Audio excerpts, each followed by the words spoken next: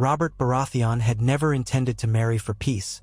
But then again, the Seven Kingdoms were seldom moved by love alone. He was a big man with a bigger temperament, known across Westeros for his boisterous laugh, his booming battle cry, and the unstoppable might of his warhammer. Yet on the day he first laid eyes on Elia Martell, when her slender frame and wise, dark eyes met his brash, royal gaze, he found something else entirely. He found a sense of quiet that had eluded him his whole life. The day he wed her, beneath a canopy of golden sun banners and black stags, the realm rumbled with both approval and unease. This union was meant to unite Storm's End with Dorne, and hopefully quell the brewing tensions that threatened to burst into war. Elia Martell carried herself with the effortless grace of Dorne. Her voice held a soft, melodic lilt, and in her presence even the driest desert rose seemed to bloom. She was not naive. She had felt the hot breath of conflict looming over her family for years. Her brother Oberyn's bitterness over their sister's fate under the Targaryens had not faded, and her uncle, Prince Lewin Martell, had whispered cautionary tales of great houses toppling under the weight of their pride. Elia had endured her own hardships, from her fragile health to the heartbreak she had once suffered in King's Landing. Now, standing as the new Lady Baratheon, she faced the daunting prospect of stepping into a fortress known for storms, literal and figurative. She knew well that the lines of friendship and enmity in Westeros were as brittle as Dornish glass. Robert, fresh from the turmoil that had followed the Mad King's death, saw his marriage as more than a truce. It was a bond that promised to bury the hatchet between the houses of Martell and Baratheon. His ambition was to keep the Targaryens from seeking revenge. Word had reached him that the Targaryen heirs, young Viserys and the newborn Daenerys, had been spirited away to the free cities. Although the war was over, the uncertain future of the Targaryen bloodline loomed like a thundercloud on the horizon. His alliance with Dorne, a house that had once been loyal to the Targaryens and had reason to resent the new order, was a gamble. But Robert was a gambler at heart. He had tossed his lot in with rebellion once before. And for Elia's part, she too was wagering her life, her children, and her legacy on a man she barely knew, because the alternative was more bloodshed. So the two were wed. The great yard at Storm's End erupted in celebration, and the minstrels sang of a new dawn for House Baratheon. Dornish red wine flowed as freely as the storms that battered the castle walls. Robert hoisted Elia into his arms with a grin wide enough to crack stone, and for that moment, she felt safe. She placed her slender hands on his shoulders, a slight flush coloring her cheeks. The crowd applauded, and though some faces were sour, especially among the older lords who distrusted any alliance with Dorne, others saw an opportunity for peace. After the vows, they retired to the high table, where Robert poured her a goblet of wine and whispered, "We will make this work, you and I, a new era for the Seven Kingdoms and for ourselves." Elia only nodded. She was aware that her new husband was prone to making grand statements. She also knew that grand statements often fell short of the truth. But she appreciated the warmth of his words, the sincerity in his smile. If a future was to be forged, it would start with small acts of kindness, or so she believed. As twilight settled, and the torches flickered against the castle's ancient stone, the lords and ladies of Westeros raised a final toast to the union of House Baratheon and House Martell. And in that precise moment, though none could foresee it, the realm shifted ever so slightly. For if Robert had wed Lyanna Stark in another life, a war might have raged unchecked. But here, in this timeline, Elia Martell's presence at his side would guide the realm down a different path, one of precarious alliances and unforeseen consequences. The first test of this new alliance was, unsurprisingly, the matter of children. Robert's robust appetite for life led many to assume he would sire heirs with ease. Elia's history of delicate health, however, cast shadows over what should have been a foregone conclusion. She had borne 2 children before under trying circumstances. Some whispered that her body might not be strong enough to carry more. But in the year following their wedding, Elia fell pregnant. The news ignited hope across the Stormlands, and even in Dorne. The name Baratheon would continue under Dornish influence. Perhaps the future would be kinder. Robert was attentive in his own brusque way. He drank less, hunted only on occasion, and made a show of courting his wife about the castle. He would present her with trifles: a new hawk, a freshly caught fish from the surrounding waters, sometimes even a wreath of wildflowers he had plucked himself. Elia responded with a gentle grace, often weaving her own offerings: a new tapestry for the solar, a carefully written letter to his bannermen, a calm presence at court that soothed tensions before they could erupt. If Robert was the thunder, Elia was the warm breeze that preceded it, carrying away the stifling heat and leaving a sense of renewal in the air. Yet the realm did not rest so easily. The Targaryens, though in exile, were far from idle. Messages arrived at Storm's End, cryptic letters from merchants and travelers who claimed to have glimpsed Viserys in the free cities, always accompanied by whispers that a vengeful resurgence was planned. Each rumor unsettled Robert and cast a thin veil of anxiety over Elia. She understood that though her marriage had placated certain forces in Dorne, it did nothing to quell the ambitions of displaced royalty. And should the Targaryens return, many across Westeros might still support their claim. Late in the year of Elia's pregnancy, just as the Maesters had predicted a smooth birth, Oberyn Martell arrived at Storm's End. He came unannounced, riding his red stallion straight through the gates with a handful of Dornish spearmen at his back. He was the Red Viper, cunning in both words and combat, a deadly serpent that struck fear in highborn and commoner alike. Robert met him in the courtyard, suspicious and broad-chested, dwarfed only by the towering walls of Storm's End. "Lord Baratheon," Oberyn said. He eyed his brother-in-law with an expression that hovered between amusement and annoyance. Or should I say, good brother? Robert studied Oberyn's hawkish features. "Prince Oberyn, if you come to see Elia, you are welcome. But bring no trouble beneath my roof, I beg you. She is with child." Oberyn's dark eyes flashed. "That is the only reason I have come. I must see my sister, ensure her well-being. Dorne cares for its own." Robert inclined his head. "As does the Stormlands." Oberyn's lips curled into a half-smile. "Then we are in agreement." And so Oberyn stayed, though he made no secret that he found Storm's End a gloomy place, full of howling winds and stony walls. He courted favor among the young knights and ladies, and they found themselves seduced by his charm and unsettled by the lethal promise that lay coiled beneath it. On the ramparts, Oberyn would stand with Elia, pointing out across the roiling sea and murmuring how different it was from the warm coasts of Dorne. In those moments, he was simply her brother, protective and curious about her new life. But Oberyn did not trust Robert. He remained convinced that the Baratheon lord's boisterous nature masked a hunger for glory, a willingness to let his impulses run amok. He reminded Elia, late at night in her solar, of the Targaryen atrocities they had all witnessed, and how easily men in power could turn cruel. Elia only sighed. "Let me forge my path, Oberyn," she pleaded. "I have chosen this life for the good of our people. Let the past rest." Oberyn nodded, though the doubt never left his eyes. He was a man who remembered every slight, every cruelty, and the ghosts of Rhaegar Targaryen and Elia's prior marriage arrangement still haunted him. Indeed, Oberyn had once been prepared to duel Rhaegar for the sake of his sister's honor, but events had taken a drastically different turn. Now he was prepared for anything, including the possibility that Robert might fail his sister or harm her. When the day came for Elia to give birth, Oberyn insisted on standing guard outside her chamber, his spear leaning against the wall.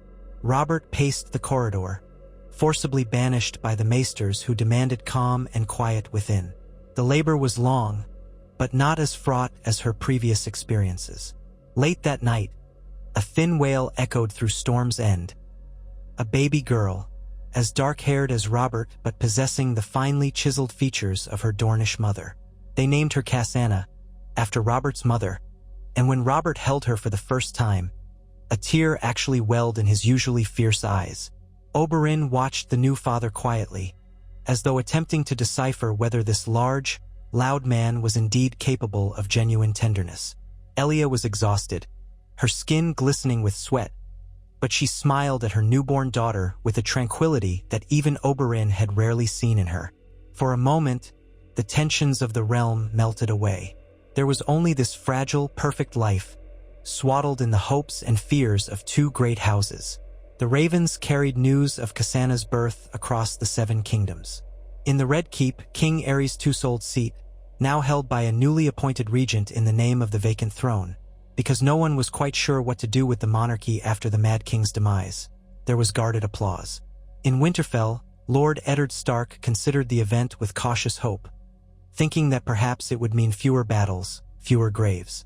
In the Vale, Jon Arryn nodded approvingly, having always believed in forging alliances over fueling feuds. But somewhere across the narrow sea, news of the new Baratheon heir reached the exiled Targaryen scion Viserys. Though barely more than a boy, he nursed a burning hatred for the rebels who had toppled his family. To him, the birth of this child was an affront. A Baratheon with Martell blood, the same Martells who had once been kin to Rhaegar through Elia's marriage. What treachery was this, that they now allied themselves with the usurper's brother? The idea gnawed at him, growing in the vacuum of his exile until it became an obsession. He promised his infant sister Daenerys that one day they would return to Westeros. And on that day, Baratheon blood would pay for its betrayal. Though the tension simmered, the months that followed Cassandra's birth were among the most tranquil Robert had known. Despite occasional skirmishes on the Dornish marches, residual hostilities from lords who still bristled at the Union, the realm was mostly at peace. Storm's End grew accustomed to the presence of Dornish retainers, and Dorne, in turn, sent regular shipments of fruit, spices, and fine textiles to strengthen the bond. Elia spent her time as Lady of Storm's End with quiet determination. She acquainted herself with the daily running of the castle, guided by maesters, stewards, and master-at-arms.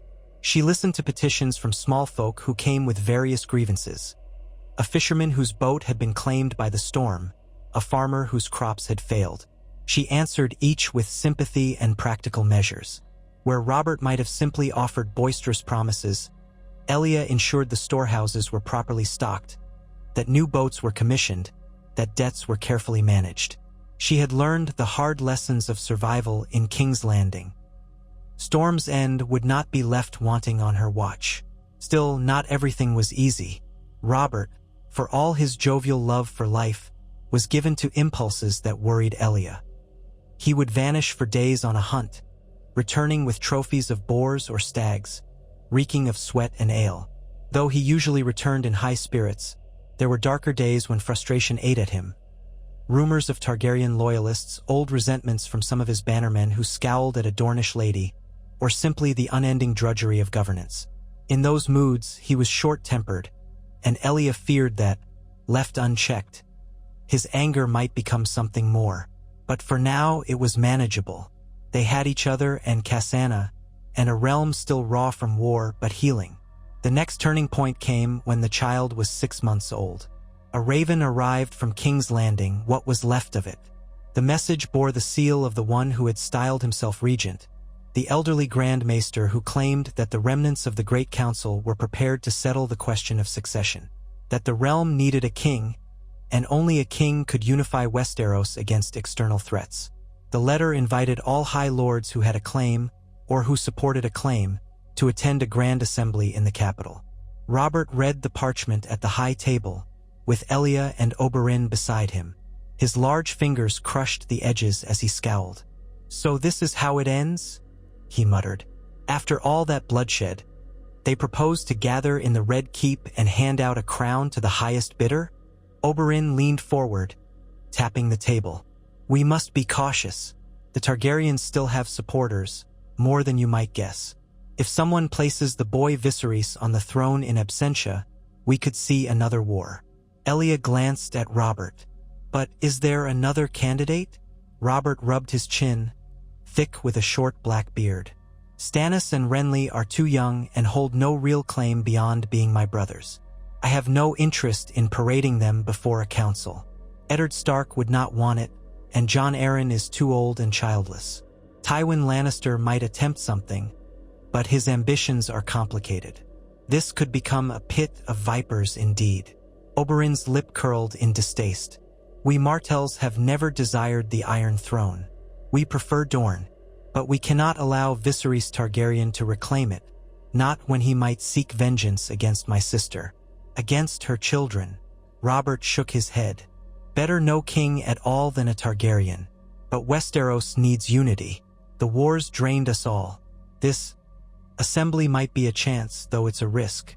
He looked to Elia, eyebrows knitted. What would you have me do, my lady? Elia paused. She found herself at a crossroads, balancing the fates of kingdoms. We must go, she said softly. See for ourselves what transpires, and ensure that our voices are heard. If we do not, the realm will decide our fate without our counsel. Oberyn grunted. As always, you are the voice of caution, sister. Very well. Let us take a company of guards, enough to show we are not to be trifled with. Robert's mouth set in a grim line. I will go, and we'll see who dares try to seat a Targaryen on that throne. Preparations were made. Storm's End bustled with activity as horses were readied, wagons packed, and banners of the crowned stag prepared to fly. Elia insisted on traveling with Cassandra, though Robert worried about the infant's health on the road. A compromise was reached. A litter would be arranged for Elia and the child, lined with thick furs to guard against cold and a canopy to shield from the sun. Oberyn would ride nearby, accompanied by a wedge of Dornish spears, their curved helms and bright sashes a stark contrast to the dour Baratheon men-at-arms. They set out under a sky that threatened rain, but the clouds held. As they traveled, the small folk gathered to watch the procession, curious and wary. Some even cheered, though in places where Targaryen loyalty had lingered, the cheers were few. News of the assembly had spread, and rumors spun 1,000 possibilities. That Robert would press his own claim, that the Lannisters would force a marriage with Cersei to gain the throne, that the Tyrells might try to seat Mace Tyrell or one of his brood. Elia listened to the talk with a calm demeanor, but inside she felt a growing unease. She recalled the menacing aura of King's Landing, where politics felt as lethal as any blade. They arrived at the capital just as the sun sank behind the walls. The Red Keep loomed against a scarlet sky, an old fortress with more ghosts than living inhabitants. Even from afar, one could sense the tension. The gates opened to reveal a city brimming with strangers, each wearing sigils from every corner of Westeros. The Wolf of House Stark, the Lion of House Lannister, the Rose of House Tyrell, the Falcon of House Arryn, and of course, the Sun and Spear of Dorne and the Crowned Stag of Baratheon. The great houses had gathered, each vying for influence, each seeking to shape the future in their favor. Robert's arrival caused a stir. Some remembered him as the man who had wielded a warhammer in battle, who had roared out curses against the Targaryens. They did not expect to see him accompanied by a slender, dark-eyed Dornish princess holding an infant in her arms. Elia's presence was more than symbolic. It was a statement that House Martell and House Baratheon stood united.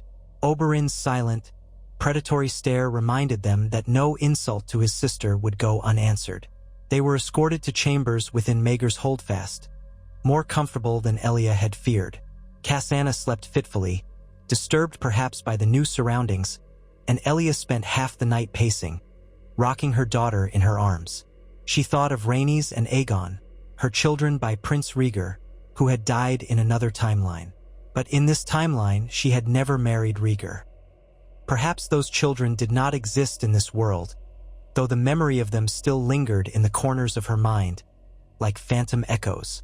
For a moment, she was overwhelmed by sorrow for what might have been, and fear for what might come. The next day, the Great Council convened in the throne room. It was a grand, cavernous hall, with a floor of polished marble and the Iron Throne looming at the far end. A monstrous edifice forged of 1,000 swords, hammered and bent into a seat of power. Even empty, it seemed to radiate menace, as if resentful of those who dared place themselves upon it. Representatives of the major houses filled the gallery, while the alleged claimants or their spokesmen stood below the throne.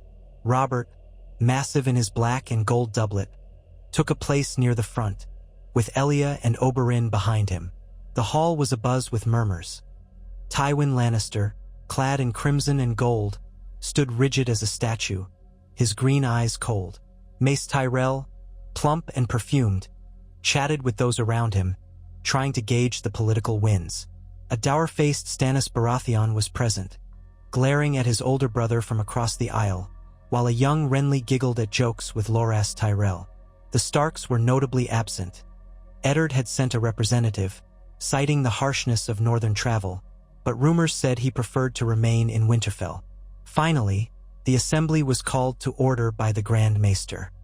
He cleared his throat and spoke, his voice quavering with age.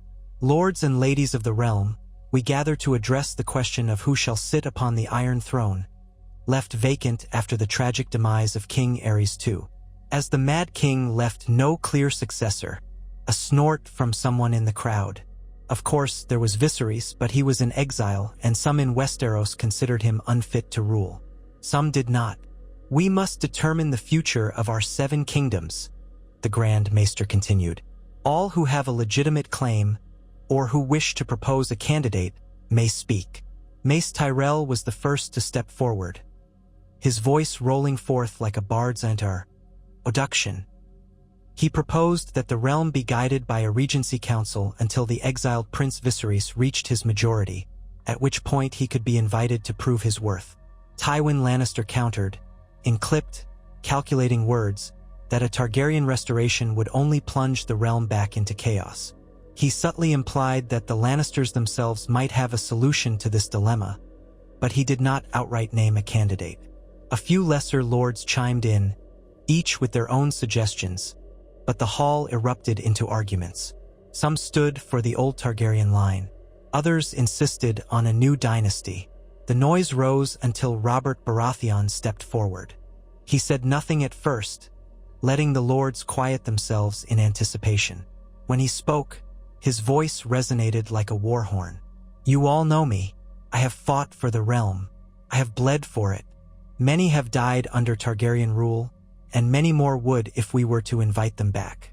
This talk of inviting Viserys to prove his worth is madness. He was a babe when his father burned men alive. He knows nothing of Westeros, and we know nothing of him. He may be as mad as his sire, or worse." His words hung in the air, and a few heads nodded. Tywin Lannister gave the faintest incline of his head, silently supporting Robert's condemnation of the Targaryens. Mace Tyrell puffed up but remained silent for the moment. Robert pressed on. "We need a king who will unite the realm, not divide it. Who that is, I leave to you all, but I will never bend the knee to a Targaryen. My house has spilt too much blood to see that throne once more tarnished by a dragon's shadow."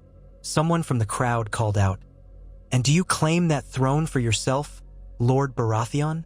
Robert's eyes flickered, and he turned, scanning the room. "I am no king. I want no crown. My family descends from Targaryens of old. Yes, but I would rather see the throne melted down than place my arse upon it." A rumble of surprise spread. Few expected Robert to reject the throne so flatly. He had, after all, led the rebellion that toppled the Mad King in another timeline. Yet here, apparently, things were different. Perhaps marriage to Elia Martell had softened his ambition, or he had come to loathe the very symbol of rule. Elia watched carefully, her heart pounding. She glanced at Oberyn, who gave her a measured nod. This was a moment of truth, but whether it would end in peace or blood, she could not tell. The Grand Maester attempted to restore order, calling upon the assembled lords to cast their voices in some form of consensus. Murmurs of discontent rippled. Tywin Lannister's gaze flickered toward Robert, evaluating, calculating. Mace Tyrell fumed at having his suggestion for a Targaryen restoration so easily dismissed. The lesser lords began whispering among themselves, uncertain of which way the scales would tip. In that tense pause, a ripple of alarm spread through the hall. A commotion broke out near the massive oak doors. Armed guards rushed inside, speaking hastily to the assembled knights. Then a guard addressed the Grand Maester, his voice echoing in the sudden hush. "A ship has landed at the Blackwater Rush.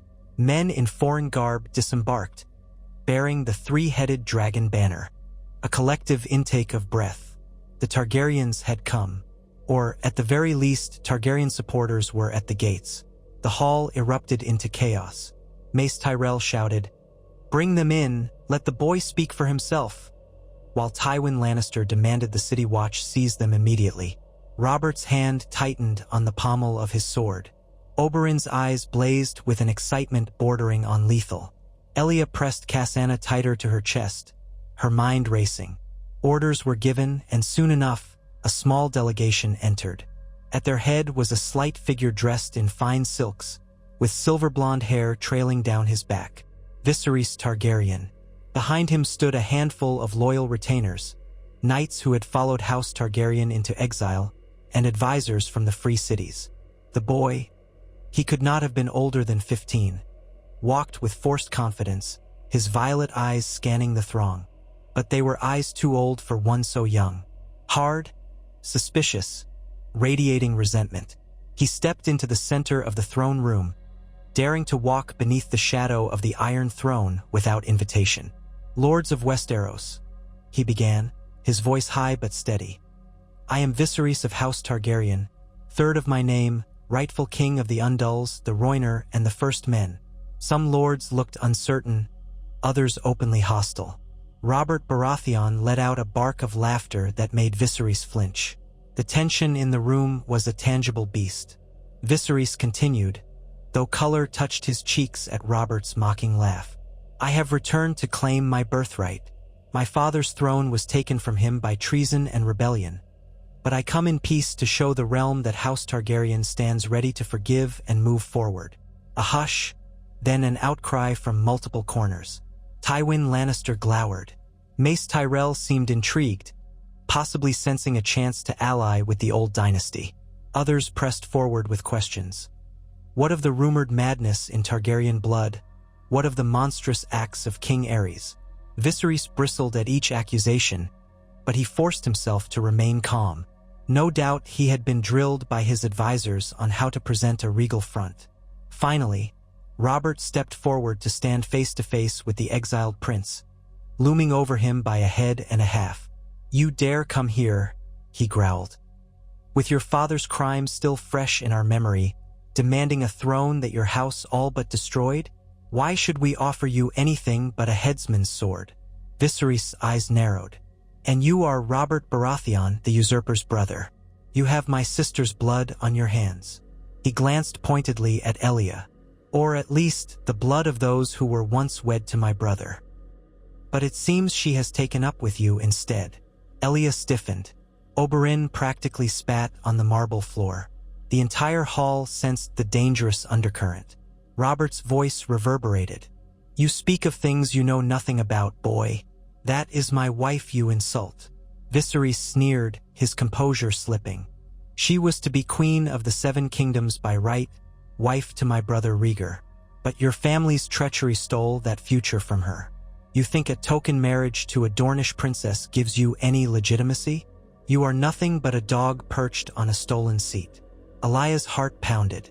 She remembered the day she was betrothed to Rhaegar many years ago, in a political arrangement that never fully blossomed. She had met the silver-haired prince only once, and he had been polite but distant. Fate had intervened. That union had never taken place. Now, she stood as Robert's wife, forging an alliance to stave off further bloodshed. But Viserys' accusation cut deep, reminding everyone of old loyalties, old betrayals. Before Robert could react, Oberyn Martell strode forward, placing a hand on Robert's massive shoulder. "My sister was never your brother's wife, Targaryen. That arrangement was undone before it began. And do not speak of Elia's honor as if you care. Where was your concern for her when your father burned Dorne's loyal men alive?" Viserys bared his teeth like a cornered cat. "My father was ill-advised. He was mad," Oberyn snapped. "And you would follow in his footsteps." The tension mounted. The lords clustered around the edges, waiting to see if steel would be drawn. The Grand Maester squeaked for calm, but his voice was lost in the swirl of animosity. At last, Elia stepped forward, her eyes on Viserys. She gently handed Cassandra to a waiting maid, then looked at the young prince. "You have come a long way. she said softly. "You must have endured many hardships, Your Grace. But I ask you, for what? Is it truly for the realm, or is it for vengeance?" Viserys stiffened. He was clearly unprepared to be addressed with such gentle gravity by the woman who might have been his sister-in-law. "I come for what is mine," he said, a note of uncertainty creeping into his voice. Elia nodded. "I see. You speak of your rightful throne, but do you truly know the realm you wish to rule? Have you walked among the small folk, heard their pleas? Have you worked to restore the ravages of war?" She gestured to Robert. We have fed the hungry, rebuilt the walls, soothed old wounds. This is what it means to rule, not to wave about a banner of a dragon and demand homage." Viserys' cheeks flushed. His retinue stirred. A man behind him, a knight with golden hair and a stern face, stepped forward, whispering urgently, perhaps urging caution. Oberyn's gaze flicked between them. He recognized the knight's accent as Lysine or Myrish, a Sellsword no doubt, loyal to Targaryen gold. The Red Viper's hand hovered near his spear, but he stayed himself, trusting in Elia's words. The Grand Maester once again implored the lords for order. Slowly, like a wave receding, the tension eased enough for debate to resume. Viserys was questioned by the council, pressed on how he intended to lead, on what resources he had. He spoke of alliances in Essos, of wealthy magisters who would fund his return. But for every declaration, Tywin Lannister or others fired back with doubts, mocking the notion that a boy with a Sellsword entourage could stand against the combined might of Westeros. In the end, the council did not resolve the matter that day. It was decided that Viserys would be kept under a sort of diplomatic watch, not quite a prisoner, but not free to roam. The gates of King's Landing remained open to him, but the city watch kept a keen eye on his every move. Or at least, he might bide his time. Robert frowned. Give him what? A keep? A bride? Gold? Something? Elia repeated, voice hushed. Otherwise, we face war again. The lords will choose sides, and will fill the fields with corpses. Robert's expression softened, and he shifted to clasp Elia's hand. You truly want to save us from another war? She nodded, tears threatening at the corners of her eyes. I have seen too much death, Robert. I won't let it consume the realm again if there is a choice. He brushed the back of her hand with his thumb. Then, by the gods, let us try. Meanwhile, across the city, Viserys brooded in a borrowed chamber. He had hoped that revealing himself would spark an uprising of Targaryen loyalists. Instead, he found mostly silence or hostility. The Sellswords who accompanied him were restless, and his meager coffers from Essos were draining fast. The boy who styled himself king was beginning to realize how alone he was. On the 8th day of the council, a final gathering was called. This time, a smaller group of the most influential lords and ladies convened in a private hall. Robert and Elia were there, along with Tywin Lannister, Mace Tyrell, and a handful of others. Viserys arrived with only 2 of his retainers, forced to rely on the courtesy of his adversaries. The Grand Maester cleared his throat. We have reached an impasse, he said shakily. Lord Baratheon refuses the crown, yet none can agree on an alternative that will satisfy all parties. Mace Tyrell stood. Then I propose once more that we seat Viserys as king, but under a regency council guided by the great houses. He is the last living son of King Aerys, and his sister still lives. Tywin Lannister's eyes were colder than the winter sea. A child in power is no power at all. The realm would tear itself apart with each house vying to control the regency. I would sooner place a feeble donkey on the throne. Viserys bristled, but he held his tongue, likely on the advice of his retainers who had warned him that Tywin Lannister was not to be provoked lightly. The debate dragged on until Elia, with a measured breath, stepped forward. There is another way, she said quietly. All eyes turned to her. We seek a marriage alliance. The words fell like stones into a silent pool. Robert blinked, remembering how their own marriage had eased tensions. Mace Tyrell frowned, uncertain. Tywin Lannister's calculating eyes flicked from Elia to Viserys, trying to see the shape of this puzzle. Elia continued, her voice calm. Viserys Targaryen is still a boy. If he were to wed a suitable bride, perhaps one with ties to the great houses, it could bring stability. In time, if he proves himself a worthy lord, he might be granted titles or lands. But not the Iron Throne. Not yet. That would be earned through merit, through time, and through the trust of the realm. Viserys looked at her incredulously. You propose to deny me my birthright, but offer me a bride as consolation? Who would that be? One of your daughters, perhaps? He said with a sneer, eyeing Cassandra in her nurse's arms. She is but an infant.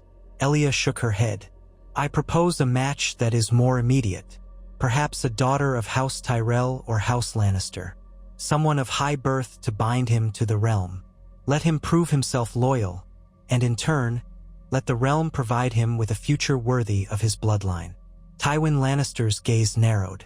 My daughter Cersei is unwed, true, but I would not see her shackled to a Targaryen exile. Mace Tyrell broke in. Nor would I give up Marjorie to this boy king without good reason. Elia calmly held up her hand. Then perhaps another lady. There are many lords with eligible daughters.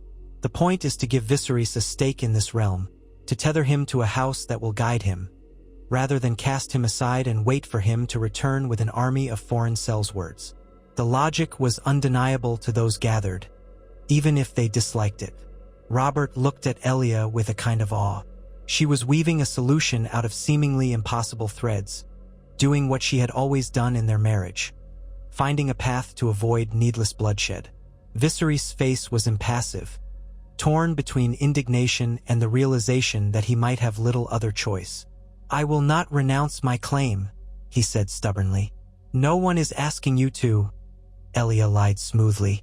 But the path to the throne is long and requires the support of the realm. Show that you can be a part of this realm, not merely its conqueror. In time, if the lords see fit, they may choose you as king. But it must be their will, not forced upon them by fear. A subtle wave of tension left the room. Tywin Lannister did not fully relent, but he did not refuse outright. Mace Tyrell began to consider the possibility of a distant cousin or some alliance that might, in the future, bear fruit. Robert simply let out a long breath, relief mingled with residual wariness. Thus, the final decision of the council was a compromise. The Iron Throne would remain vacant, with a regency council of sorts overseeing the governance of the realm for a trial period. Viserys would remain in Westeros under close watch, free to move about but restricted from raising an army. Alliances would be explored, possible matches found. In essence, they had postponed the decision on who would ultimately wear the crown. It was not a perfect peace, but it was peace for the moment. War was averted. Viserys was pacified, if not content. The great houses parted ways with forced smiles and unspoken misgivings, but without bloodshed. Robert and Elia prepared to return to Storm's End, Cassandra in their arms, Oberyn at their side. On the day they left, Viserys stood in a balcony overlooking the courtyard, watching them with burning eyes. For a moment, Elia looked up, their gazes locking. She inclined her head in a gesture of civility. He did not respond. She wondered if his bitterness would one day bloom into another war, or if perhaps, given time and guidance, he might learn another way. The future was uncertain, but for now, they had managed to keep the flames of vengeance at bay. And so the realm entered a new era, an uneasy peace where the question of the Iron Throne loomed overhead like a thundercloud. Robert and Elia returned to Storm's End, renewed in their commitment to protect each other and their daughter. The Targaryen threat was not gone, but it had been reined in, guided onto a path of negotiation rather than outright conquest. House Martell and House Baratheon stood united, forging a shield of family and alliance to ward off the storms that still brewed on the horizon. Though the ravens flew with news of the council's resolution, across the narrow sea, exiled lords and sellswords listened with doubt. Some believed Viserys had lost his nerve. Others believed it was a trick by the Baratheons and Martells to lull the dragon into a cage. And beyond them all, a baby girl named Daenerys, adrift in Essos, grew under the care of strangers, her own destiny unwritten. Perhaps she, too, would one day stake a claim, riding on dragons yet unhatched, or forging alliances unimaginable. But for the moment, the wheels of fate had shifted, guided by a quiet Dornish princess who had once known heartbreak and war, and a brash lord of Storm's End who had found a measure of peace in her arms. Their union, improbable and fragile, had stayed the hand of vengeance, at least for a time. It was said that even the gods watched these mortal maneuvers with bated breath, for the Game of Thrones was not easily tamed. Yet here, on the cusp of a new dawn, there was hope, a slender, shimmering thread of hope, that Westeros might finally find a way to live without the constant drumbeat of war. Elia Martell had never been one for complacency, though she and Robert Baratheon returned to Storm's End with the ban. Hour of truce flying high, she sensed danger still coiling in the shadows of the realm. At dawn on the day after their arrival, she rose early, leaving Robert snoring softly, sprawled across their bed in a tangle of furs. She found her way to the solar, carrying a cup of watered wine. Cassana's nursemaid dozed by the hearth, the baby stirring lightly in her cradle. Elia gazed at her daughter, born of two great houses brought together by necessity rather than destiny, and felt a renewed sense of purpose. She must ensure that the storms gathering across Westeros never reached Cassana's cradle. A hush lay over the fortress, broken only by the distant crashing of the sea on the rocks far below. Storm's End had always felt like a bastion against chaos, but its walls could not keep out subtle threats. She sipped her wine and stared out of the narrow window slit. The courtyard was still, except for a pair of guards walking their rounds. Beyond the walls, a ribbon of dawn light gilded the eastern sky.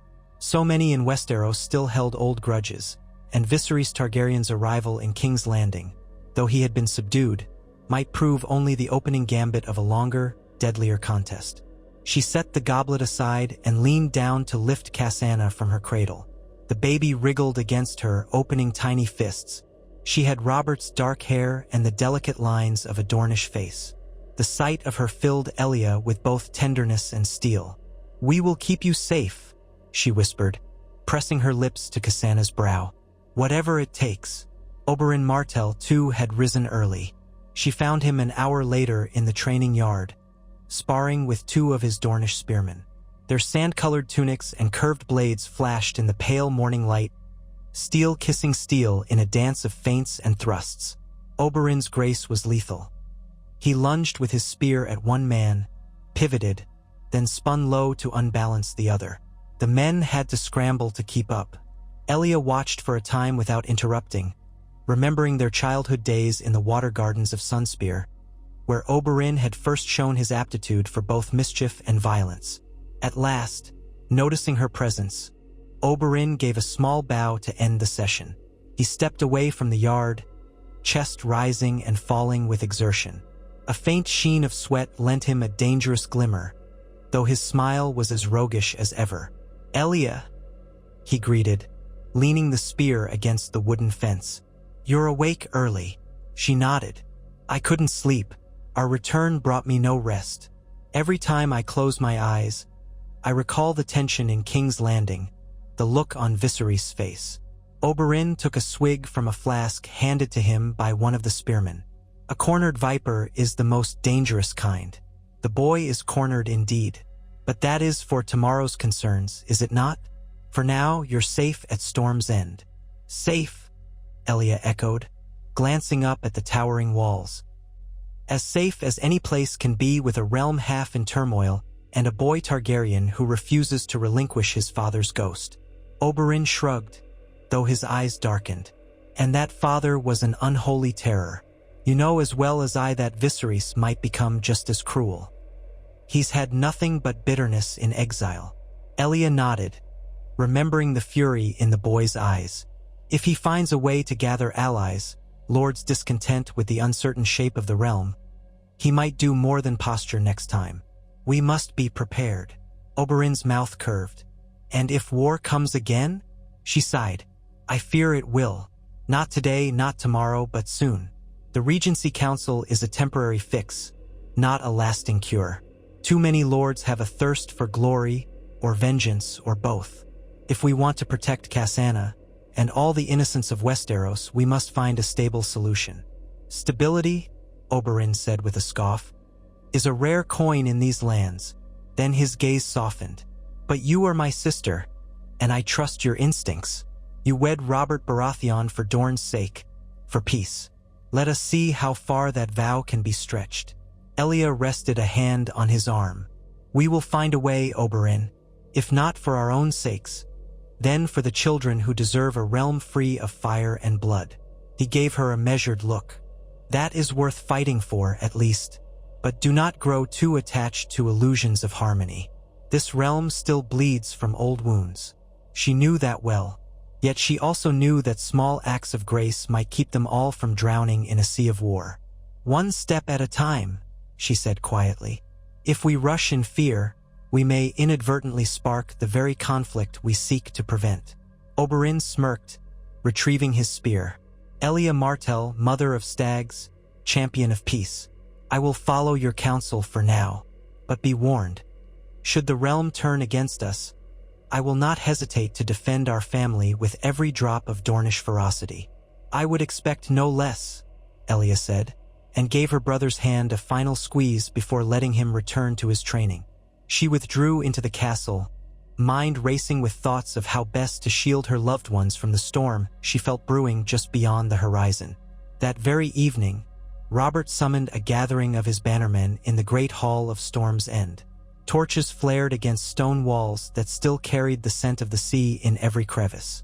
The men seated around the table included Lord Caron, the Knight of Nightsong, Lord Fell, who watched with quiet intensity, and Lord Estermont, Robert's maternal kin, along with lesser lords sworn to House Baratheon.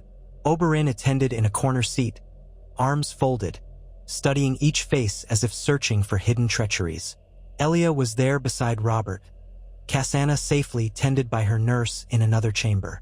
Robert raised a silver cup brimming with Dornish wine and addressed his bannermen in a booming voice. My lords, we've had our fill of war, have we not? He paused, letting the question linger. We've seen our fields trampled, our villages burned, all for the crimes of a mad king. House Targaryen was cast down, and yet now we find the boy Viserys here on our shores, lurking in the Red Keep. Some say he might conjure an army from thin air. Others say he's just a pup yapping at old ghosts. Which do you believe? Lord Caron glanced at Elia, clearly conscious of her Dornish heritage. I believe, my lord, that if the realm is hungry for Targaryen rule, we'd already see Targaryen banners flying in the wind. Yet the old days are gone. Viserys stands alone, doesn't he? Oberyn's voice cut in softly. A cornered animal can still bite. Lord Fell nodded. And we can't ignore that Dorne once was tied to House Targaryen by blood. Some in the Dornish marches hold grudges, even if your alliance with Dorne has eased tensions. Robert's jaw tensed, but Elia placed a hand atop his to steady him. He inhaled and let out a short laugh. I let them grumble. My wife is a Martell, and I'll hear no insults about her or her house. We're here to make sure we're ready, whether Viserys tries to raise an insurrection or the Lannisters make a move for the throne themselves. The mention of the Lannisters drew murmurs. Tywin Lannister's reputation as a kingmaker and kingslayer ran deep. Though he had no official claim, no one doubted he might scheme for advantage through some cunning marriage pact or another political gambit. Elia remembered the piercing gaze Tywin had leveled on her in King's Landing. He was as dangerous in negotiations as Oberyn was on the training field. Robert continued, We're not calling our banners to war, not yet, but Storm's End must be prepared. Let each of you ensure your levies are in decent shape, your stores full. If peace holds, we lose nothing by vigilance. If war comes, we'll be ready to strike quickly and decisively. The bannermen assented. They understood that the Stormlands were an important bulwark, especially with the uncertain shape of power in King's Landing. Elia took note of which lords seemed uneasy. Lord Grandison looked haunted, as if remembering the last war's brutality. Others, like Lord Morrigan, seemed eager for a chance at glory. War, after all, made or broke reputations. Those men thrived on the edge of risk. After the meeting, Robert lingered at the high table with Elia, Oberyn, and a few of the senior knights. "What do you think, good brother?" he asked Oberyn, draining his cup. "Will this lull hold? Or should I expect my warhammer to see use again?" Oberyn's eyes flicked over the rim of his own cup. "I'd wager on bloodshed sooner or later, perhaps not from Viserys alone, but from the many who circle him like vultures. That boy is an emblem, a rallying cry for those who would see the old dynasty restored. And we know how many Targaryen loyalists hid in the cracks like roaches." Robert grimaced. "I'd hoped to put all that behind us." Elia stirred. "Peace is never guaranteed, but we can fortify it by keeping lines of communication open. If Viserys is tempted by a marriage alliance that gives him a stake in the realm's stability, we may forestall war. If not forever, then long enough to build a lasting unity." She thought of Cassandra upstairs, sleeping soundly in her cradle. Each day that passed without the clarion call of war was a day her daughter might grow into a world less steeped in blood. A faint hope, but one she cherished. Across the narrow sea, in a dusty courtyard of a minor noble's manse in Pentos, young Daenerys Targaryen crawled on the smooth marble floor, chasing motes of dust caught in a sunbeam. She was barely more than a year old, all silver-white hair and wide, curious violet eyes. In another chamber, Magister Illyrio Mopatus read the latest Raven's scroll from King's Landing, a frown tugging at his fleshy features. Viserys, it seemed, had been sequestered under diplomatic watch rather than greeted as a triumphant king. The promised uprising of Targaryen loyalists had not materialized. Illyrio muttered to himself in the thickly perfumed air. He had hoped to cultivate Viserys as a puppet, a way to influence Westeros from afar, but the boy had overplayed his hand too soon by sailing west. Now, rumors said the boy king was effectively in the palm of the Regency Council, with no real power beyond his name. Still, Illyrio was nothing if not patient. He glanced at Daenerys as a servant scooped her up, cooing. A dragon lives, he thought. Perhaps she, not Viserys, would be the more pliable Targaryen for his ambitions, if only she were older. In King's Landing itself, Viserys chafed. He paced the length of a grand chamber within Maegor's Holdfast, ignoring the intricate tapestries of Targaryen victories from ages past. None of that glory was his.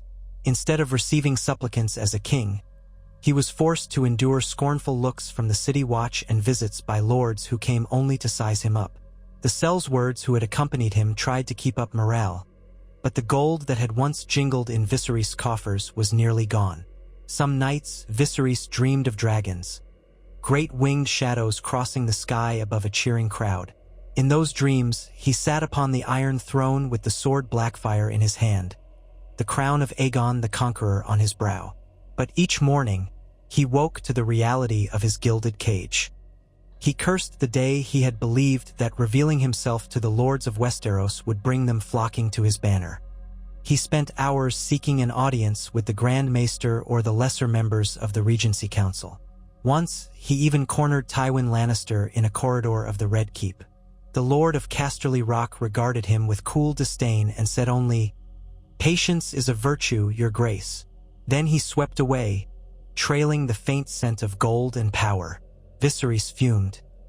What he wanted was not empty counsel about patience but an army, a throne, and the heads of those who had defied his father. He would not let his father's legacy end with him. He told himself that often, though part of him whispered that his father's legacy was one of madness and terror. When that small, doubt-filled voice grew too loud, Viserys drowned it in anger, in fantasies of returning to King's Landing as a conquering hero. He was the dragon, after all, wasn't he? Meanwhile, in the far north, Eddard Stark walked the ramparts of Winterfell as snow drifted around him. He had read the Raven's accounts of King's Landing's recent council with little surprise. He had told Robert the truth long ago, that the North had no appetite for another Targaryen king. But Ned Stark was also mindful of the realm's fractures. A kingless monarchy was a dangerous experiment. When men were left to jockey for a vacant throne, chaos bloomed. Yet Ned had his own burdens. Winter was always near in the north, and his people needed a steady hand more than ever. He gazed out across the frosted fields, thinking of Robert's marriage to Elia Martell. Sometimes he tried to picture the alternate world in which Robert had married Lyanna Stark, Ned's own sister. It was a half-remembered dream at best, something shaped by rumor and longing. Lyanna had died in another turning of the wheel, or so the old tales said. Here, she had never become the subject of Rhaegar Targaryen's attention, never vanished from a tourney field, and so Robert had turned to Dorne, forging this new alliance. Eddard sighed. He was a man shaped by duty, and he prayed that the realm would find a lasting peace. But in his heart, he suspected the storms were only gathering strength. As storms end, days bled into weeks. Elia oversaw the castle with calm precision, while Robert hunted and feasted as if determined to enjoy every fleeting moment of respite. Oberyn traveled back and forth between Dorne and the Stormlands, conferring with Prince Doran in Sunspear. Reports trickled in of Targaryen loyalists testing the waters in the Crownlands, but so far, the Regency Council kept them in check. One afternoon, as gulls wheeled over the ramparts and the sky threatened a light rain, Elia was surprised to receive a raven from King's Landing bearing the seal of Tywin Lannister. She read it in private, brow furrowing. It contained a suggestion, more a summons really, inviting Robert Baratheon and herself to a grand feast in the Red Keep in honor of forging a new era of cooperation among the great houses. Elia knew Tywin's sense of courtesy was as sharp as his ambition. He was up to something. She found Robert in the great courtyard, trying to teach a trio of Stormlord squires how to handle a warhammer. The boys were half Robert's size and quickly exhausted by his demands to heft the massive weapon. Laughing, he sent them off to the armory with instructions to keep practicing. When he saw Elia's face, his mirth drained. "What is it, my lady?" She handed him the parchment. "Lord Tywin invites us to King's Landing for a feast. He claims the Regency Council wishes to host the great houses to celebrate peace." Robert's expression soured. Peace? The Lion rarely calls for a feast unless he stands to gain. Does he think to match Viserys with a Lannister bride? Or does he have some other cunning plan? I suspect the possibility of a match, yes. Or he might be trying to gauge your willingness to support a Lannister claim, be it through marriage, alliance, or some arrangement that benefits him. He's never been one to act without profit in mind. Robert turned the parchment over, scowling at the gold wax seal. I'll wager he wants to see if I'll set aside my old grudges and accept that a Lannister might end up on the throne. So far, no candidate has emerged who commands universal support. Elia touched his arm. This might be another chance for us to keep Viserys from inciting war. If Tywin truly plans to arrange a betrothal for Viserys, perhaps to some lesser Lannister cousin, then the Targaryen cause might be quietly folded into Lannister interests. That would keep Viserys tethered. And keep Tywin effectively in control of the Targaryen name, Robert said, shaking his head. But it might be better than open conflict. She nodded. Shall we go, then? He let out a heavy sigh. We can't refuse without raising suspicion. Fine. We ride in a fortnight. But I don't like this, Elia. Too many swirling intrigues in that damned city. I'd rather face 1,000 boars in the Stormlands forest than a single feast at the Red Keep. At least the boars are honest about their tusks. So it was decided. Preparations began for another journey to the capital. This time, Robert insisted that Oberyn come as well, with a small but formidable retinue of Dornish and Baratheon guards. Elia made careful arrangements to bring Cassandra once more, but she also considered leaving the child behind at Storm's End for safety. In the end, she chose to take her daughter with her. The girl was old enough now to endure the road more comfortably, and Elia wanted no chance that her absence in King's Landing might be used to claim her marriage was weakening. Better to present a united front, demonstrating strength and confidence. They rode out under banners snapping in a brisk wind, black stags and golden suns alike. The journey was uneventful, though rumors crept along the roads. Talk of Greyjoy longships raiding the western coasts, whisperings of mercenary companies rumored to have sailed to Dorne's southern shores. Elia took note of each tale, sifting the truth from the exaggerations. The realm was restless. A vacant throne made men bold. When they reached King's Landing this time, the atmosphere felt subtly changed. The city looked a little cleaner than before. Tywin's influence, no doubt, as the Lannisters had dispatched gold to improve the streets in the months since the Great Council. The Red Keep itself bore fresh banners. The Golden Lion of Lannister alongside the Royal Dragon's standard. A curious combination. No Baratheon stag was displayed upon the walls, which raised Robert's hackles.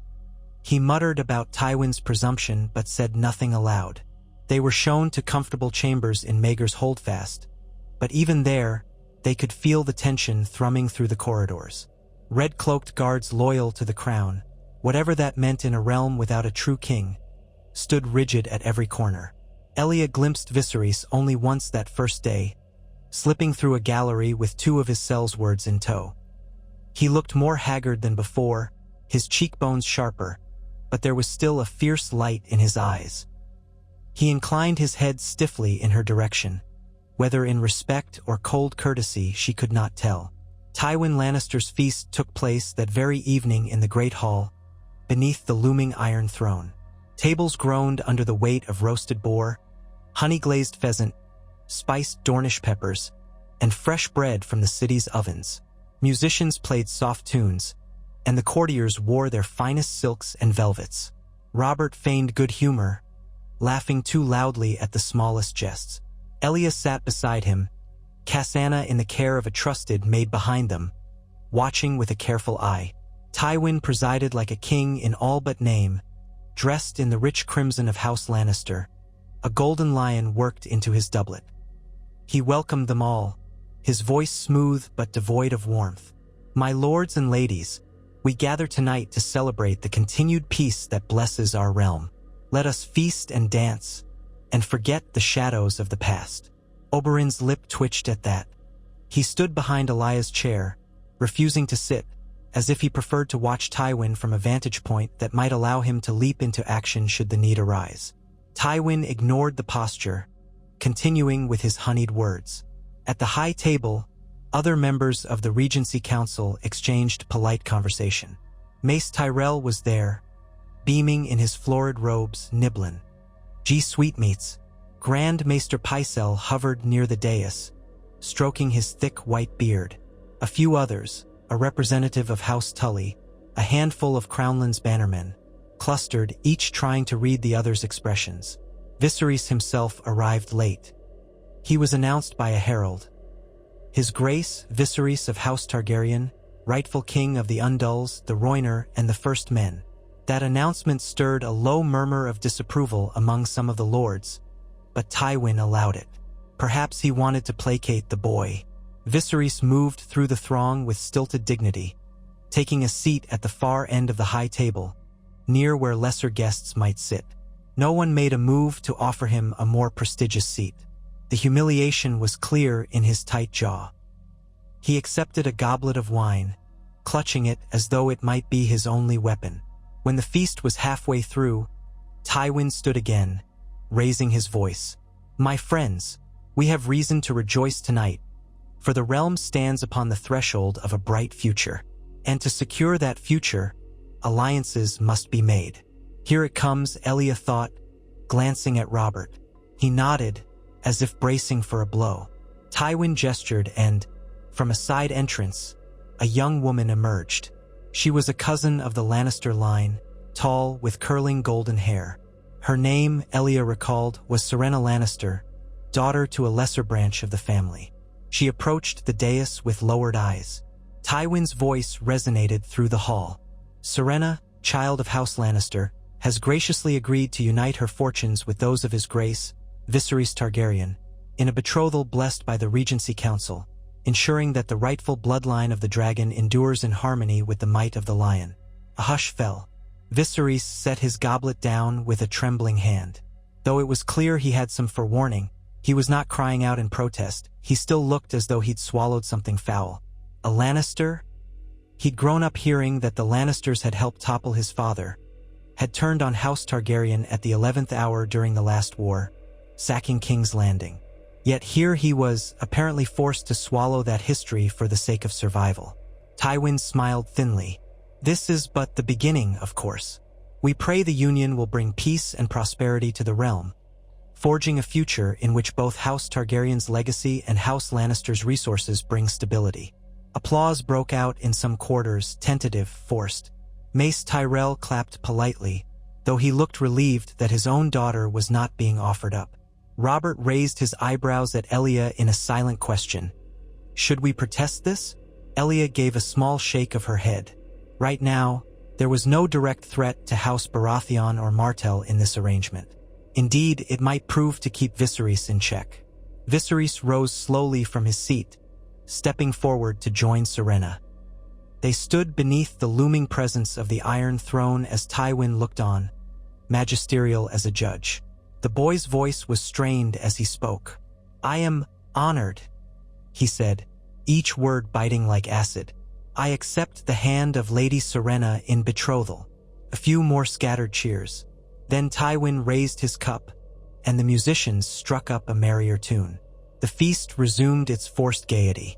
Viserys guided Serena to a seat, or tried to. She seemed equally uncomfortable, offering him a shy, uncertain smile. Elia felt a pang of sympathy. An arranged betrothal, she thought. The Lannisters will hold him by a ring of gold around his finger. Oberyn leaned toward Elia. "Clever lion," he murmured. "He has the boy by the short hairs now. But does this truly solve anything?" Elia considered. "It solves Tywin's desire to keep the Targaryen name tied to his own interests. Whether it solves the realm's problems depends on how Viserys reacts once the initial sting wears off." Robert drained the rest of his wine. "If this keeps the boy from raising an army, I'll drink to it." He did just that, signaling for a servant to refill his cup. But as the evening wore on, Elia noticed that Viserys slipped away from the festivities. She found him later, purely by chance, pacing a deserted balcony. She paused at the threshold, uncertain if she should leave him to his brooding. Then he turned, meeting her gaze in the torchlight. "My Lady Baratheon," he said stiffly, though there was no immediate venom in his tone. She inclined her head. "Your Grace, congratulations on your betrothal." A derisive snort escaped him. "Spare me. We both know this is just a chain, couched in promises and polite words. I'm to wed a Lannister girl I've never met, all to keep my name locked away from those who might truly rally to me." Elia approached slowly, resting her hand on the stone balustrade. Below, the Blackwater rush shimmered in the glow of moonlight. "Is it not better than returning to exile?" she asked gently. "Here, at least, you remain part of the realm." He looked at her sidelong, violet eyes full of old injuries. "You would say that. You betrayed your betrothal to my brother, did you not? You turned away from your Targaryen ties and married a Baratheon. And yet you stand here, enjoying the comfort of the realm's acceptance." Elia felt a pang. There was never a true betrayal. My union with Rhaegar was proposed, yes, but it was never fully formalized. And in the end, the Targaryen crown refused to go through with the match, not I. The Mad King changed his mind, or so it was said. She lowered her gaze. "I have sympathy for what you've endured, Your Grace, but the realm needed peace. If my marriage to Robert brought even a small measure of that, I will not regret it." Viserys' face tightened, but he said nothing for a long moment. Then, in a voice almost small, he murmured, "Rhaegar spoke once of your gentleness, of your gracious bearing. He said you would have made a fine princess. Sometimes I wonder if that was the last decent thing in our family's legacy." Rhaegar's sense of honor. He let out a shuddering breath. "Now it falls to me, but everything I do is overshadowed by the madness of my father and the power of those who hold me captive here." Elia could feel the swirl of his bitterness, and for the first time, she saw him not just as a petulant boy, but as a wounded youth grappling with a terrible legacy. "Your Grace," she said quietly, "I cannot pretend to know your burden, but I believe if you seek to heal the wounds of your father's reign, the realm might yet accept you. Even Robert, in time, might see you as more than the shadow of the Mad King." A flicker of uncertainty passed over his features. "Do you truly think so?" She gave a small, earnest nod. "Your father's crimes will never be forgotten, nor should they be. But the future is yours to shape. A betrothal to a Lannister might feel like a chain. Perhaps it can also be a bridge. Join your house to theirs. Work with them. Show the realm you can be better than the mad shadows that haunt you. Viserys closed his eyes, shoulders tense. I'll consider your words, he said finally, though his tone was guarded. With that, he turned on his heel and left Elia to the windy silence of the balcony. She watched him go, unsure if she had reached him or only stirred the hornet's nest of his resentment. When she returned to the hall, Robert caught her by the arm, concern in his gaze. Where did you go? She offered a small smile. Just a breath of fresh air. He grunted, not entirely convinced. Come, let us retire. I tire of Tywin's theatrics. We'll have enough formalities on the morrow. She agreed, feeling the weight of the evening settle on her like a cloak made of lead. As they navigated the corridors back to their chambers, Oberyn joined them, his expression unreadable. His presence felt like a coiled serpent, always ready to strike. Elia was grateful for his loyalty, even as she worried about what hidden threats might demand Oberyn's lethal skills in the days to come. The following weeks in King's Landing proved a dizzying tapestry of negotiations and ceremonies. Tywin pressed for a swift wedding, but there were formalities to observe, genealogies to confirm, and 100 minor lords who wanted their say. Viserys grew more restless by the day. Serena Lannister tried to meet her betrothed's eyes with polite conversation, but he seldom offered more than curt replies. Still, they went through the motions, attending feasts and hawking parties, drawing the realm's notice to this union that was supposed to quell Targaryen ambitions. Meanwhile, Robert and Elia were invited to session after session of the Regency Council, meetings in which Tywin's voice held the most weight, followed by Mace Tyrell's blustering attempts to remain relevant. Others contributed, but it was clear that Tywin was the puppet master. He skillfully maneuvered the conversation toward fortifying the Crownlands, increasing tariffs on the shipping lanes, and subtly positioning Lannister gold to fund improvements across the region. All of it would make him indispensable if and when a new king was chosen. Robert sometimes left these meetings in barely contained anger, muttering that Tywin was staging a coup without ever declaring himself a king.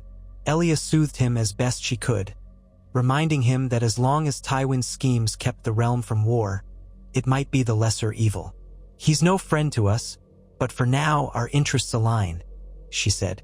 We want stability. He wants a realm that obeys his gold and influence.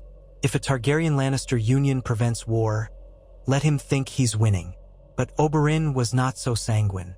Late one evening, after a council session that had run until the candles burned low, he caught Elia alone in a corridor. Sister, he said, voice tight with displeasure. I must return to Sunspear. Doran requests my counsel, and I grow weary of dancing to Tywin's tune. I fear one day soon, he will play a note that sets the realm aflame. Elia exhaled. I won't pretend Tywin's path is without risk, but if you leave now, be sure you keep lines of communication open. Dorne is part of this realm, even if we often feel separate. Remind Doran that peace still benefits us all. Oberyn kissed her forehead. I will. Keep your wits about you. If trouble brews here, send word, and Dorne will not hesitate to act. He turned to go, then paused. And watch Viserys closely. A man can only swallow so much pride before he chokes on it. She nodded, heart heavy. Oberyn left at dawn with his small escort, the sun and spear banner trailing behind him as they rode through the city gates. Elia stood on a balcony holding Cassandra, feeling an ache as she watched him depart. Now, she and Robert stood alone among the vipers of the capital, vipers who cloaked themselves in lion's fur and spoke with polite courtesy. Time passed in a slow churn of royal announcements, feasts, and clandestine discussions. Elia noticed that Viserys often disappeared for hours at a time, returning with a faint smell of incense or foreign spices on his clothes, perhaps exploring the city's underbelly or meeting with the last scraps of Targaryen loyalists. She mentioned this to Robert, who only grunted. Let him roam if he wishes. A caged beast is more likely to lash out. But Elia wasn't entirely convinced.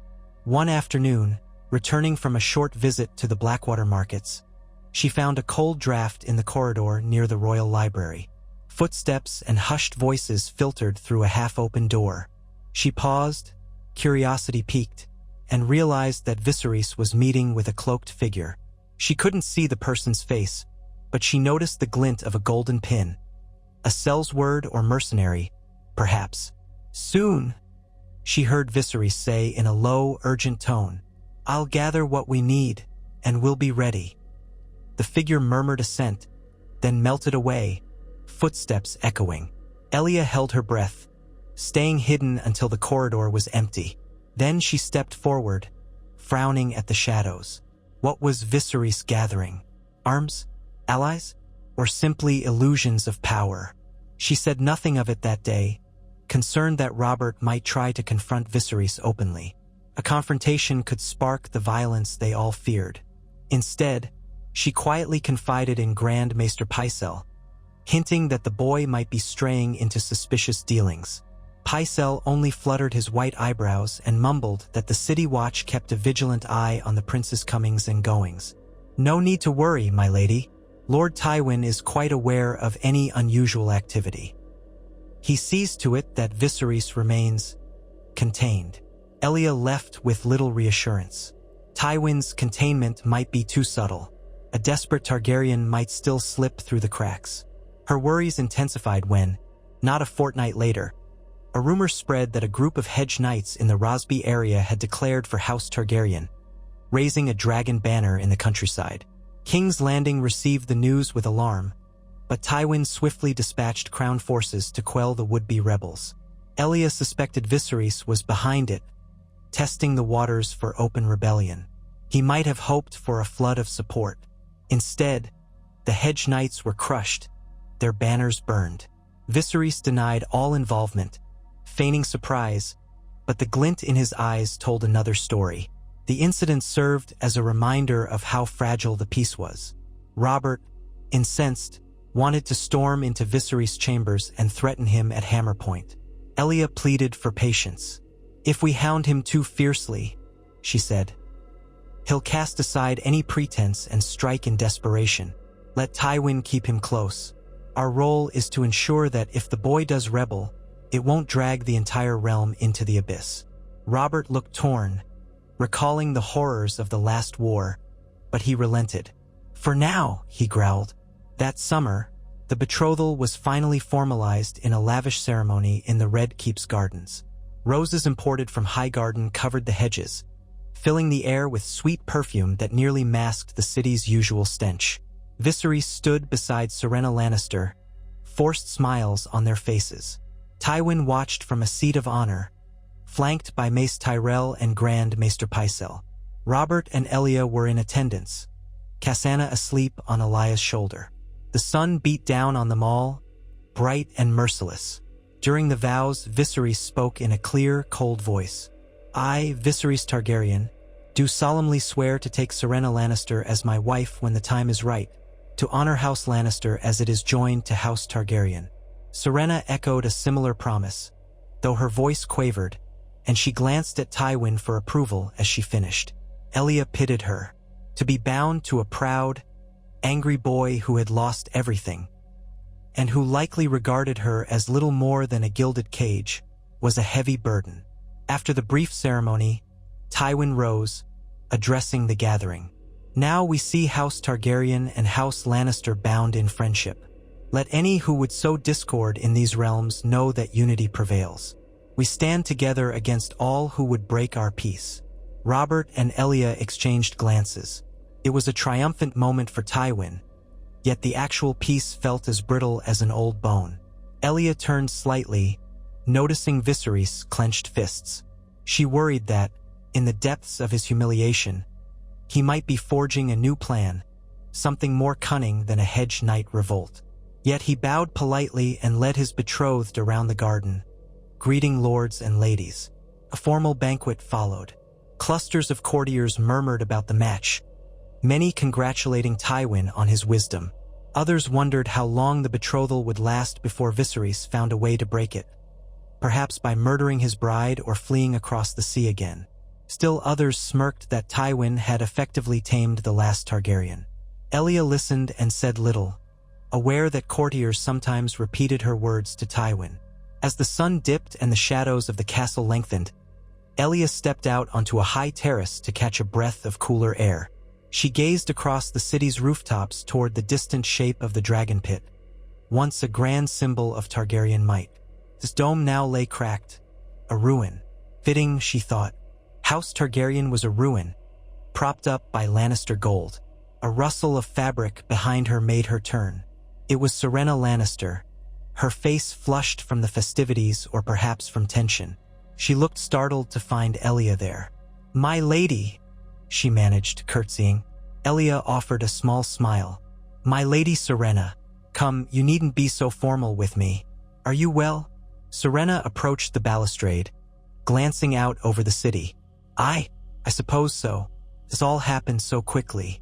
One day, I'm told I might wed some minor lord in the Westerlands, and the next, my father's cousin is telling me I've been chosen for a higher purpose. This betrothal is an honor, of course." She fiddled with a fold of her pale gold gown. "But Viserys, he scares me sometimes." Elia's heart softened. "He's been through much. He's proud, and pride can turn to anger in a blink. But I don't believe he means you harm." Serena nodded, though her eyes brimmed with anxiety. "I'm trying to be a dutiful Lannister. Lord Tywin says this marriage will secure the future of the realm." She paused, then added in a whisper, "Do you think it will?" A question that cut to the bone. Elia looked down at her hands, remembering how she had once been placed into a marriage not of her own choosing. Though, in time, Robert's rough edges and her gentle resolve had found a sort of accord. "It might," she said softly, "if both sides are willing to work for it." Serena swallowed. "I'll try, my lady." A moment later, she dipped another curtsy and hurried away, summoned by the beckoning hand of one of her Lannister cousins. Alone once more, Elia watched the glow of lanterns begin to flicker across King's Landing. A hush lay over the city, as if it waited for something. An omen, a spark. In the distance, she heard the faint horns of a passing patrol. "We are all waiting," she thought. "Waiting for the day a king might finally sit that throne again, or for the day war arrives on our doorstep. The realm stands on a knife's edge, no matter how many wedding vows are exchanged." That night, lying beside Robert in a lavish bed that felt too soft, Elia couldn't sleep. She recalled the half-forgotten dreams of her youth, when she had imagined a kinder world. A world where princes and princesses wed for love, where the sun always shone on the fields of Dorne, and the Stormlands were known for adventure rather than conflict. Reality was far harsher.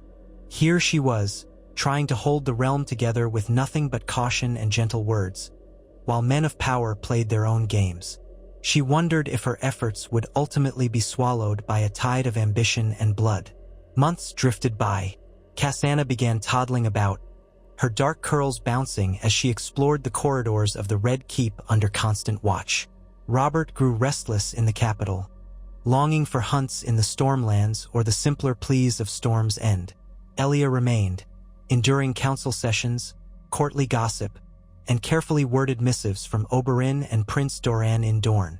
She prayed each night for something decisive, peace or a new monarchy, anything that would break this endless stalemate. At last, an invitation arrived from Tywin Lannister, formal yet pointed. He summoned the great houses once more to consider the final resolution of the throne. "Too long have we lingered without a crowned monarch," the parchment read. "Come in a fortnight to the Red Keep, that we may complete our rightful duty and place a sovereign upon the Iron Throne." Robert read the letter aloud to Elia, pacing to length of the solar. "Is this it, then?" he asked. "Has Tywin decided the boy's betrothal is enough to quiet old fears, and now he means to seat Viserys? Or is he going to seat himself?" Elia took the parchment from him, scanning it. He might be planning to propose Viserys' coronation, with Serena as his future queen, binding House Targaryen and House Lannister as one. The realm might accept it, under Tywin's heavy hand. Robert's eyes blazed. "I'll never call a Targaryen my king, Elia, not after all that's happened." She laid a hand on his arm. "We knew this day would come, Robert. One way or another, the realm must have a king. If Tywin plans to crown Viserys, we must be prepared with a response. One that doesn't plunge us into civil war." Robert let out a ragged sigh. "We'll see. Perhaps I'll name Stannis or Renly as a candidate. By the gods, I might even declare Eddard Stark as king if it saves us from the Dragon Boy." Elia's lips curved in a sad smile. "Would Ned even accept? He's a man of duty, not ambition." "I know," Robert growled, "but the realm needs a man of honor, not some brat with illusions of dragonfire." He flung himself into a chair, running a hand through his dark hair. "Tywin must know I won't bend the knee easily. Why would he even call this council unless he thinks he can corral me somehow?" She nodded. "Let us see what he says. We'll gather our banners if needed, but I pray we won't have to ride for war." Thus, the day of decision arrived. The lords and ladies of Westeros convened once more in the throne room. Banners of every color draped the galleries, and the Iron Throne loomed at the far end, still unclaimed. Tywin Lannister stood before it, robed in crimson and gold, flanked by Mace Tyrell and the Grand Maester. Viserys stood to one side, Serena just behind him. Robert strode in, wearing the black and gold of House Baratheon, with Elia at his side, her Martell colors subtly woven into her gown. Their presence drew murmurs from the crowd. Tywin spoke first, his voice carrying easily. "My lords, we have tarried long. The realm suffers without a crowned monarch. I have consulted with the Regency Council, and we believe the time is ripe to conclude this matter. We have seen Prince Viserys Targaryen betrothed to Lady Serena Lannister, binding dragon and lion. With this union, many of the old fears that clung to House Targaryen might be dispelled. I propose we seat Viserys upon the Iron Throne as King Viserys III, with the full backing of this council. In time, Lady Serena shall be crowned his queen. Let any who object speak now." A hush fell. All eyes turned to Robert. He did not disappoint them. He let the silence build, then stepped forward, folding his arms across his broad chest. "You call him a Prince Tywin, yet he is an exiled boy, untested in war or governance. His father was the Mad King. Why should I, or any of the realm, trust that we won't suffer the same madness if we crown this lad?" Viserys stiffened, lips parting in anger, but Tywin raised a placating hand. "Lord Baratheon, I understand your concerns, but young Viserys has proven amenable to council guidance. He will not rule alone. We propose a strong hand of the king to guide him, along with the wise counsel of the great houses. His betrothal to a Lannister cements his ties to the realm." "That ties him to the Lannisters, not the realm," Robert retorted. "I see no reason to entrust our fate to the spawn of Aerys too. If the realm needs a king, let us choose a man proven in battle, proven in loyalty. Let the lords decide freely who they will follow." A thunderous muttering rose from the assembled lords. Some were swayed by Robert's argument. Others eyed Tywin for cues. Mace Tyrell stepped in next, face flushed. "If we do not crown Viserys, do we risk dividing the realm further? We will have 24 claimants, each tearing the kingdom apart. We cannot let that happen." A lesser lord piped up. "Better a tried and tested warrior than a Targaryen who might slip into madness." Someone else argued, "Viserys is of the rightful bloodline, the only living son of Aerys.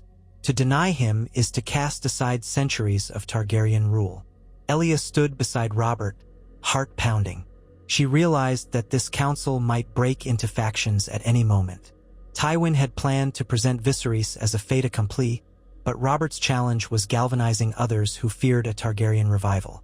The tension in the hall was as thick as the swirling dust motes in the torch's light.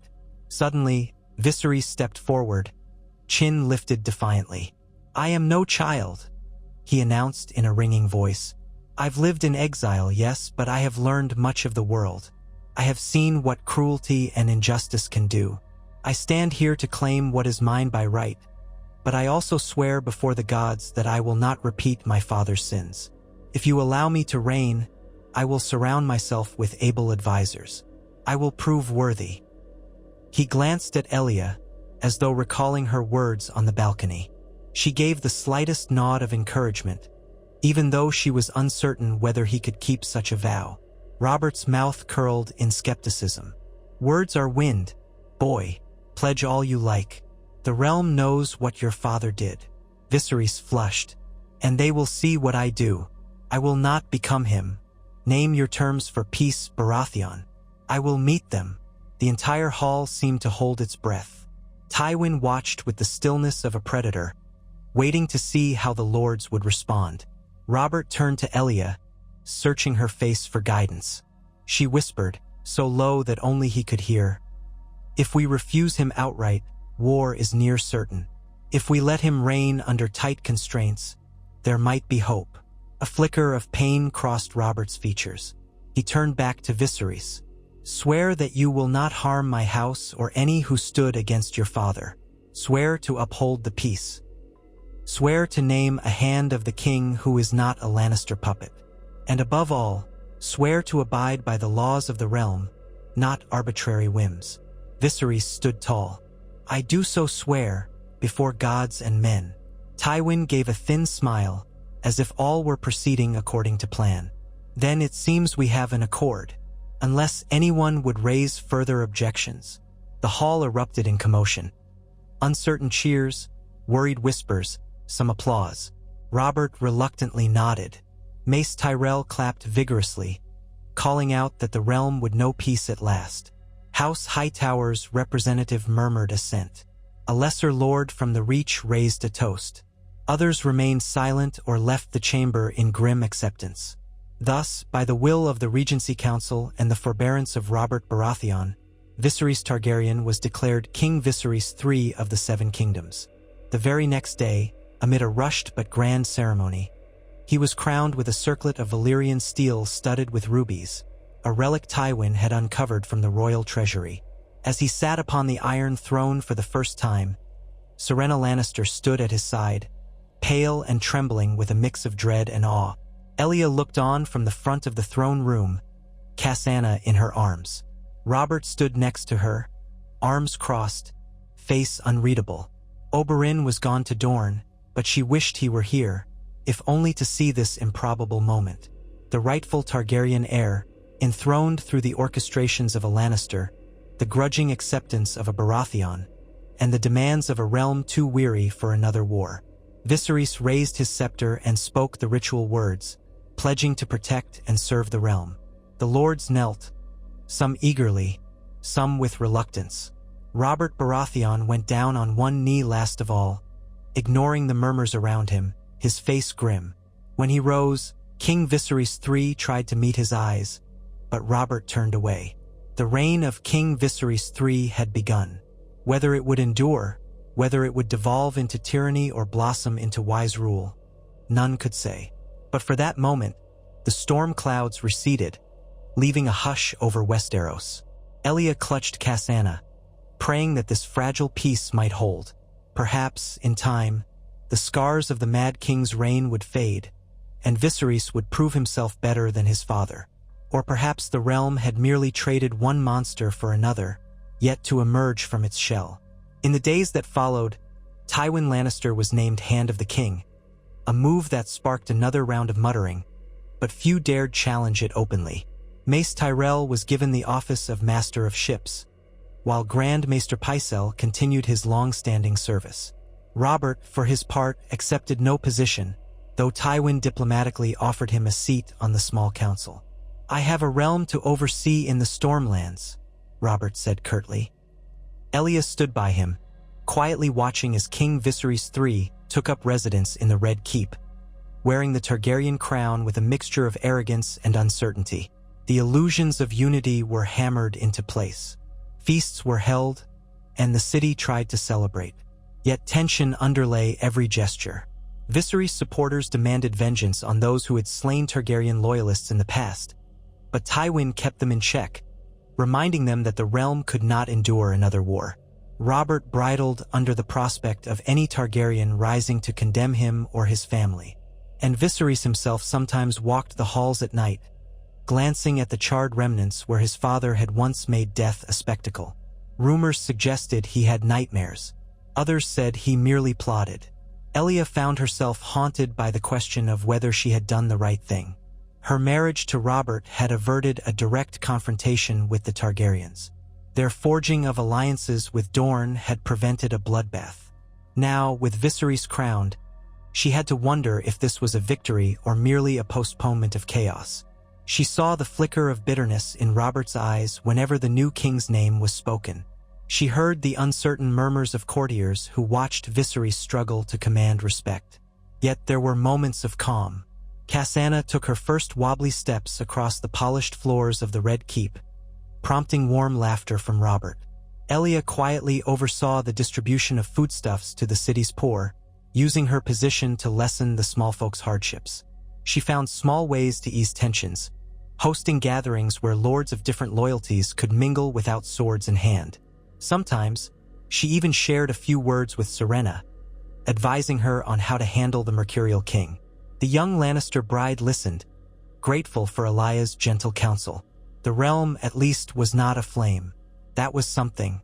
As the days stretched into weeks, news came from the north that House Stark accepted the new king without fuss, though they offered no grand celebration. The Vale also pledged fealty, Lord Arryn quietly sending a raven of formal acceptance. The Riverlands, under House Tully, concurred. The Iron Islands remained sullenly silent, though they did not openly rebel. The Reach was half overjoyed to see the Tyrells in high favor, half concerned about the Targaryen crown. Dorne, for its part, maintained a watchful neutrality. Doran Martell neither embraced Viserys wholeheartedly nor rejected him. He sent a polite missive saying that if King Viserys III governed justly, Dorne would stand by the realm. So the pieces of this precarious puzzle slid into place. Viserys had the throne, Tywin had the power behind it, and Robert and Elia seemed to hover somewhere in the middle, valued enough to keep close but always potential threats. For a time, the uneasy balance held. Yet the seeds of discord had already been planted, and every day they drank deeper of the realm's anxieties.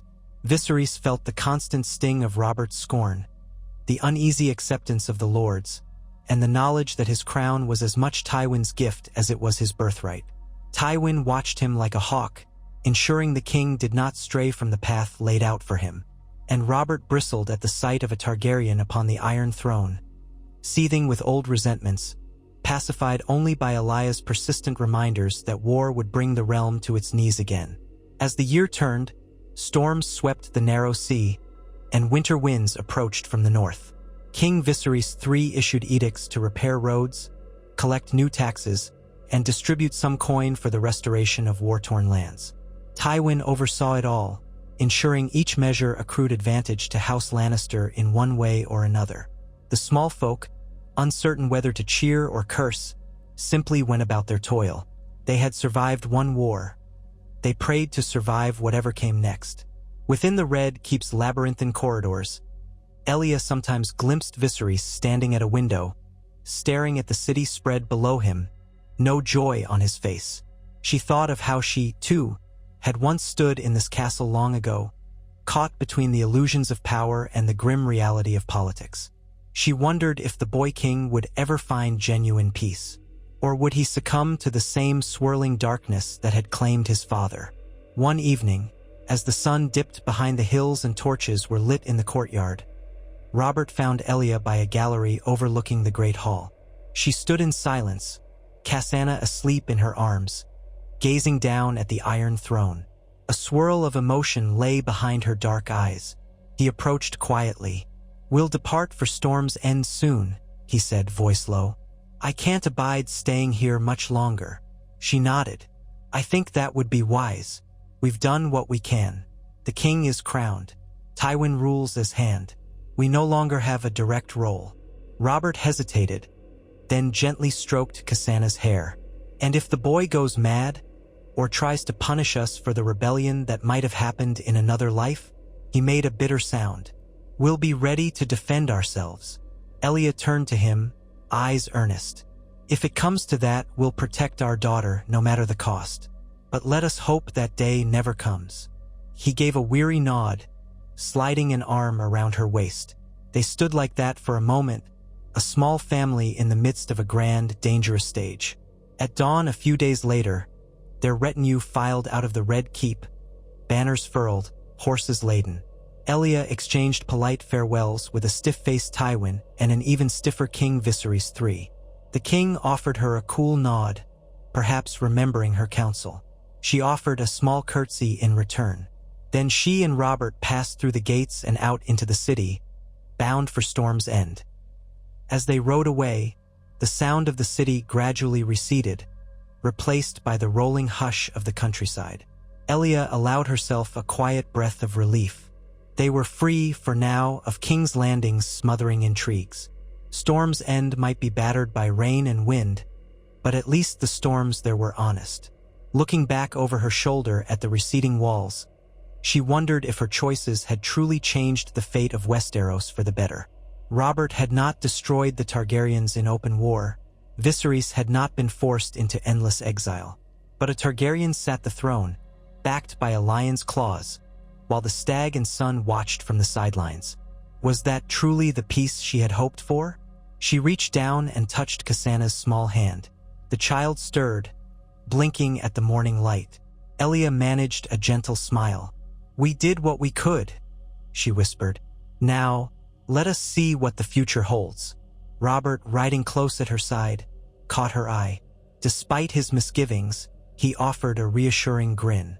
Together, they pressed on, the broad road curving south and east toward the Stormlands. Overhead, the sky was streaked with gold and pink, the day just beginning, and all around them, the realm of Westeros sighed in cautious relief. For a while, at least, war had been staved off by a union of houses and the crowning of a reluctant king. Yet the Game of Thrones was far from ended.